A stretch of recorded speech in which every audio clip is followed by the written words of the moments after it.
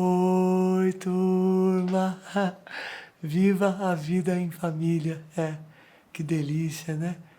Quanto aprendizado. Nesse momento, por exemplo, o meu mais velho está entrando na pré-adolescência. É uma fase muito importante para a gente esquecer. É o inferno na Terra. Muitos pais querem arrancar os seus próprios cabelos nesse período. Mas eu sempre tento ver tudo pelo lado positivo, né?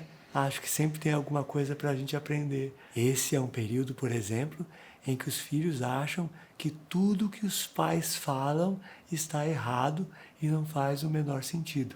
Eleonora, minha esposa, fica bastante irritada com isso. Eu já acho ótimo. Afinal de contas, não preciso me preocupar em falar coisas corretas e usar de sensatez no meu discurso. Eu posso falar qualquer porcaria que tá valendo. Afinal de contas, o meu filho não tá nem aí mesmo.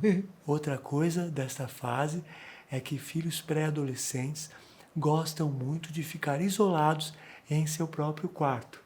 Lá é praticamente a casa deles. Por eles nem saíam de lá nunca mais. Minha esposa fica tiririca com isso. Eu já acho o máximo. Tenho a casa toda só para mim, fica tudo organizado e sem aquele cheiro de pum fedido que fica no quarto dele. Outra coisa bem característica: filhos na pré-adolescência morrem de vergonha que você apareça com eles na porta da escola para deixá-los para ir à aula.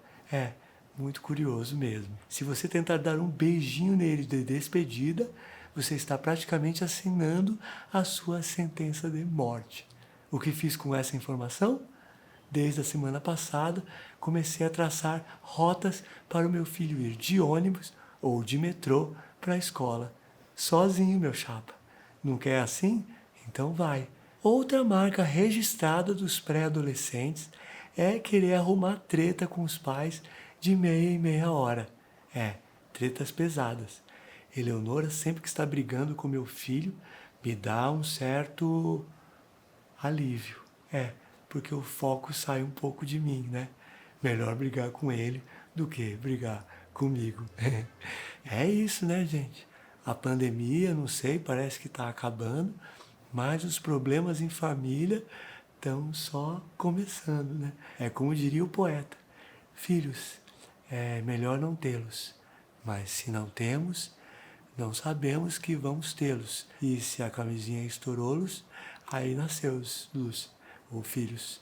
E aí começam as despesas, que são desgraçados de ruins, pagando escolas, o mercado aumenta e os problemas se transformam em gigantes, choros e berros, e a vida vira um inferno.